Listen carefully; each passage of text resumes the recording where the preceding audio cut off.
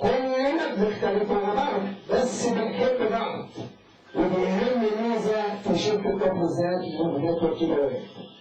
شركة كفرزات تتميز برجال وسيدات بقى علشان ما يزعلوش، لو قلت سيدات تتميز برجال لهم طابع خاص. وأنا بعتقد مش هبالغ إن يقول لك في وسط هذه المدينة اللي أنا بعيش فيها اسمهم دايما بيتردد في كل مكان وفي كل بيت، ودي ميزة طبعا نادرة لأنهم كلهم بيحبوا بعض، كلهم رجال مخلصين لهذا المكان، كلهم ناس بيبنوا حياتهم. ويمكن زي ما قال الوالد عصام بالنسبة لما حصلت عندنا يمكن حاسة بسيطة كده وجاتنا شبه صغير من تربية محمد القنعاوي وخالد يرانا الناس الله. هذا يدل على شيء وإنما يدل على أنها بذرة طيبة اتوجدت في تربة طيبة، وبالتالي أدت بدون أي تفكير، بدون أدنى تفكير.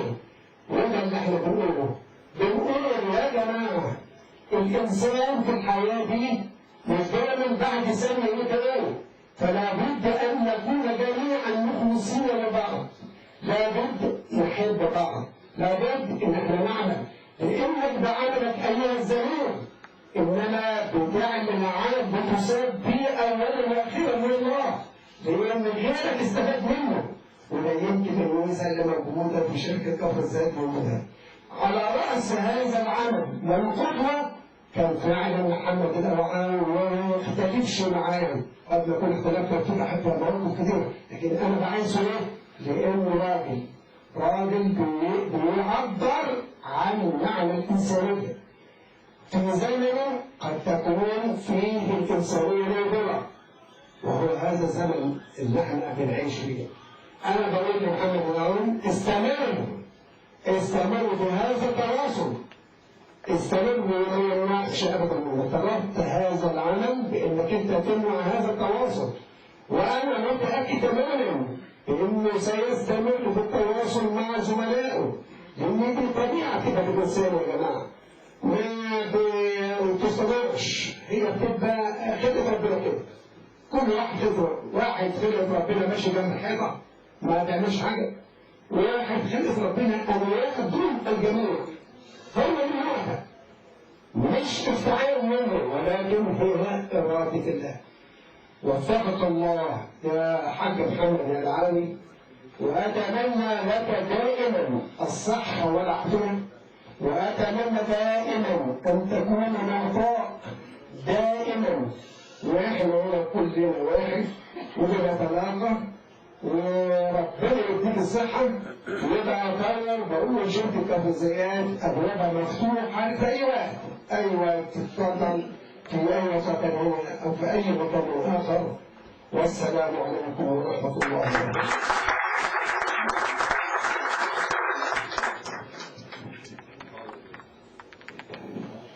إن لله عبادا اختصهم بقضاء حوائج الناس، حببهم في الخير وحبب الخير إليهم، أولئك هم الآمنون من عذاب الله يوم القيامة. من بين هؤلاء الرجال هذا الرجل الذي نحتفي به هذا اليوم هو محمد القنعاوي، مع عريس هذا الاحتفال محمد القنعاوي في الاحتفال. بسم الله الرحمن الرحيم. سبحان الذي أسرى بعبده ليلا من المسجد الحرام إلى المسجد الأقصى، من المسجد الأقصى الذي باركنا حوله لنريه من آياتنا إنه هو السميع البصير. السيد المهندس الخلوق المهذب مهندس عصام البين رئيس مجلس الإدارة والعضو المنتدب، السيد المحاسب المخلص المحترم أستاذ سيد عبد المنعم الشرقاوي، السادة الحضور، أنا سأختصر يعني مش هتكلم كتير، ولكن أنا بحب أرحب أستاذ محمد خطاب، حاج حسين رشاد، أستاذ محمد حنفي، أخ محمد الاسكندراني، وعلى رأس هذا وذاك المربي الفاضل خالي الأستاذ حسن محمد عثمان، والسادة الحضور، سيادة المستشار عادل عطية، الأستاذ أشرف العيسوي، السيد المحاسب سامي خواس، السادة قيادات الشركة وعلى رأسهم الرئيسي التنظيمي النقابي واتحاد المساهمين، والسادة الحضور اللي ما بيحضروش حفلات كتير لكن شرفنا حضورهم، هو قاعد وعارف نفسه مش هقول اسمه. السادة القيادات الشابة، والله أنا سأفترق منكم بعد قليل، كل إلى حال سبيل، أنتم للعمل والجهد والمصورة، وأنا سألزم السيدة الفاضلة حرما.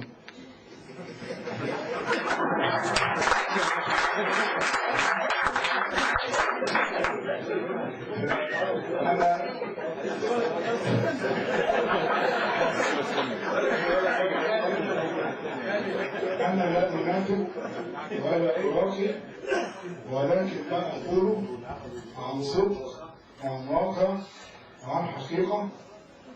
أنا ليس لي مطالب، وكل ما أقوله حق، وأرجو من السادة الحضور بعض منهم في أثناء كلمتي ألا يلمس أو يلمس هذه طبيعة المصريين أو بعض منهم.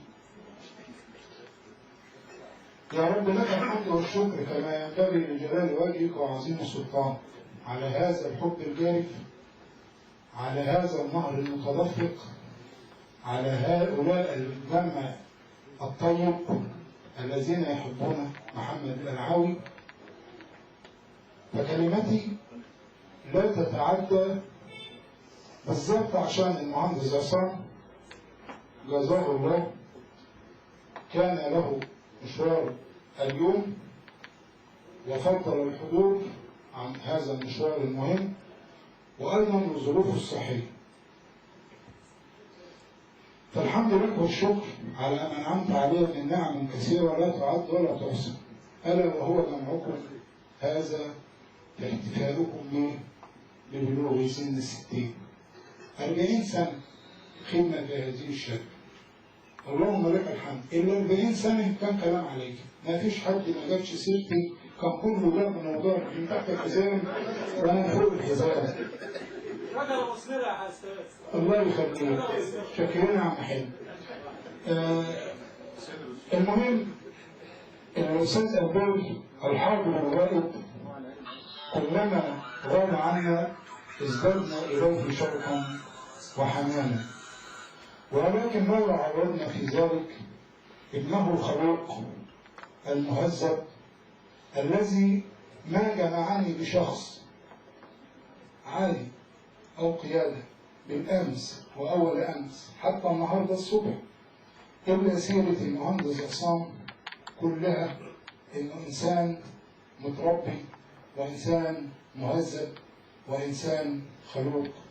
فهنيئا لكم به، وأرجو كل الرجاء أن تتعاونوا معه حتى نصل بهذه الشركة، وهي شركتي في المقام الأول الذي جعلت مني محمد الألعاب ومن أولادي ومن زوجتي، خلقت الكثير والكثير. فتعاونوا مع هذا الرجل حتى تنعموا بالشركة بنهرها المتدفق بجهدكم ومصابرتكم والجد والعمل، حتى تنعموا بهذه الشركة التي أدعو الله سبحانه وتعالى أن تكون على رأس كل الشركات وأن تكون رائدة كل الشركات. هذا أولا. ثانيا، تحية شكر وتقدير وإخلاص للسيد المحاسب نائب رئيس مجلس الإدارة والعضو المنتدب الذي يتفانى ويبذل قصارى جهده من أجل هذه الشركة ومن أجلنا. أنا بقول أجلنا يعني بدخل نفسي طرف، لأن أنا ابن هذه الشركة، لكن هي من أجلكم جميعا بيتفانى هذا الرجل فتحية شكر وتقدير لسيادته سيد المحاسب سيد الشكر. تحية شكر وتقدير لجميع قيادات الشركة، القيادات الشابة التي بالجهد والمصابرة لا تدخر جهدا في رفع اسم هذه الشركة عالية خفاقة. تحية شكر وتقدير لجميع قيادات الصرح العظيم فرع الشركة بالنوبارية وأورجانيك. تحية شكر وتقدير ليست للقيادات فقط ولكن لجميع الفنيين المهرة، كل في عمله، الورشة الميكانيكية، الصيانة الميكانيكية، الإدارة العامة للكهرباء، كل بذل جهدا خارقا حتى أصبح فرع النوبارية صرحا. وبهذه المناسبة واقترح على السيد المهذب الخلوق المهندس عصام رئيس مجلس الإدارة وعضو المنتدب، واقترح إنه فعلا يا ريت ينظم رحلات إلى هذا الصرح العظيم حتى يرى كافة العاملين بفرع الشركة ما تم إنجازه من جهد وعمل خلاق لفرع الشركة بالنوبارية. تحية شكر وتقدير للحاضر الغائب الذي تعلمت أنا شخصيا منه الكثير، المهندس علوان السيد علوان.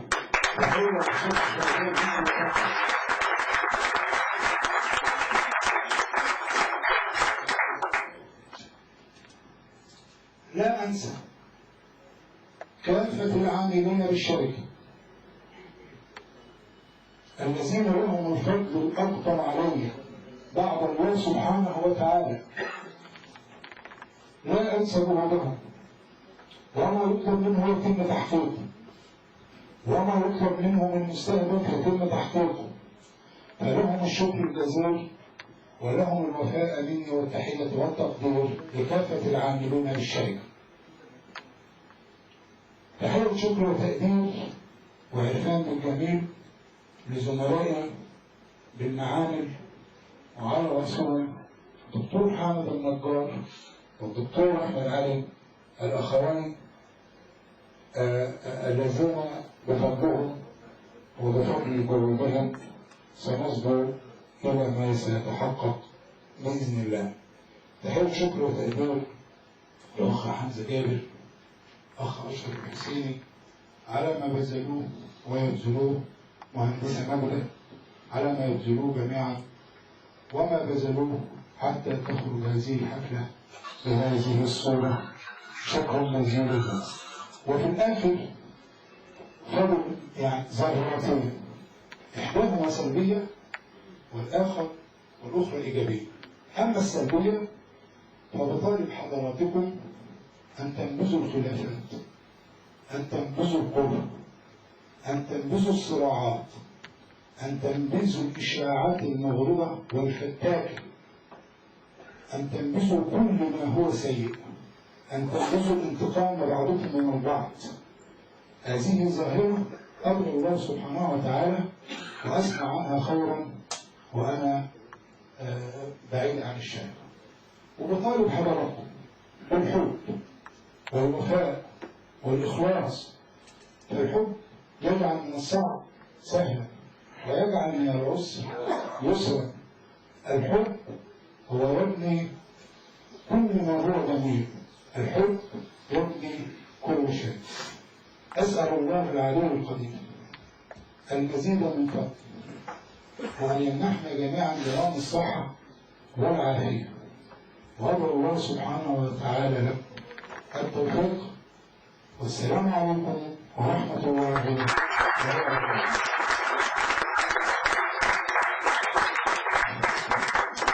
السلام عليكم ورحمة الله وبركاته. شكرا لحضراتكم جميعا، وأنا مع تقديم بعض الهدايا للأخ محمد الهراوي. الهدايا موجودة بس هندي حاجة رمزية باشمهندس عصام بقى يسلمها للإيه؟ للأستاذ محمد الهراوي وعم الحاج سيد. صلى يا عم. صلى يا عم.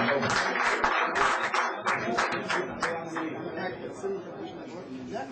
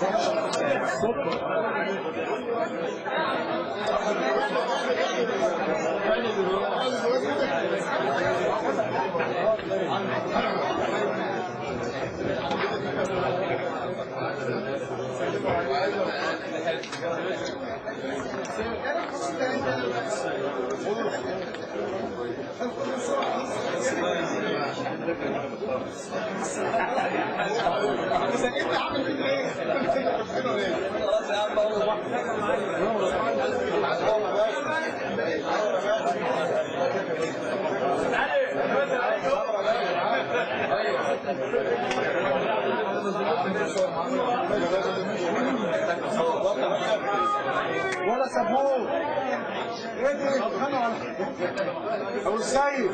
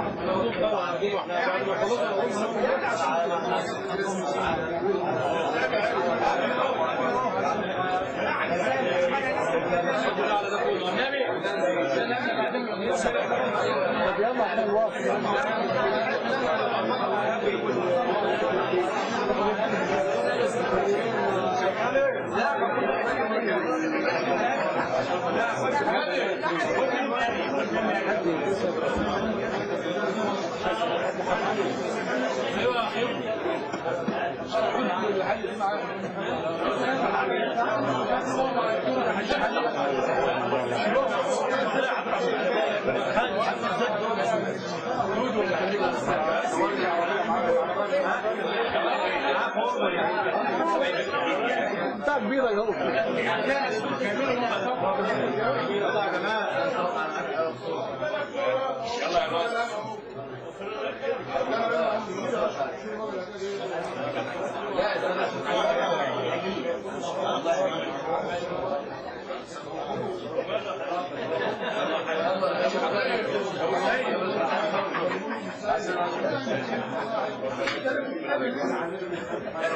ايوه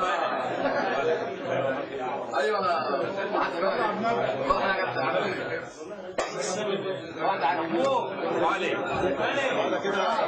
لا؟ ولا عم احمد؟ طب عشان الجماعه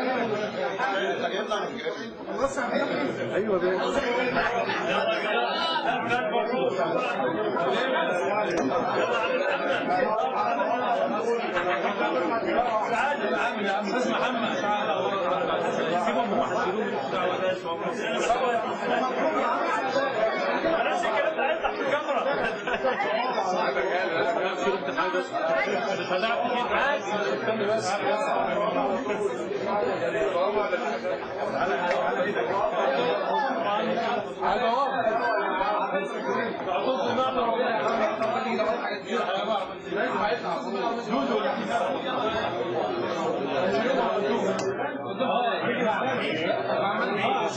شيلوا مقدوم المعمل لما ناخدوهم احنا جبلي ان شاء الله تيجي مش هتقدرش تصور حاجه غني تعالى شغلني تعالى بص انا ده البركه بتاعتنا دي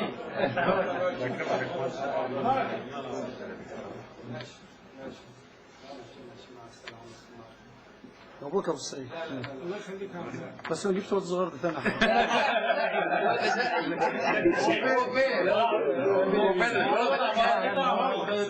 الولد ده شقي جامد قوي طير يا ابن محمد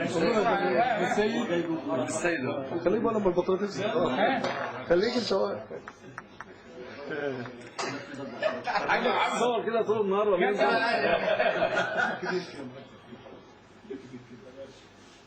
ايه يا عمامي ايه حاجه صوت طيب اديك الصحه لسه مخلي سكتك مسلم عليك اديك الصحه ماشي اتفضل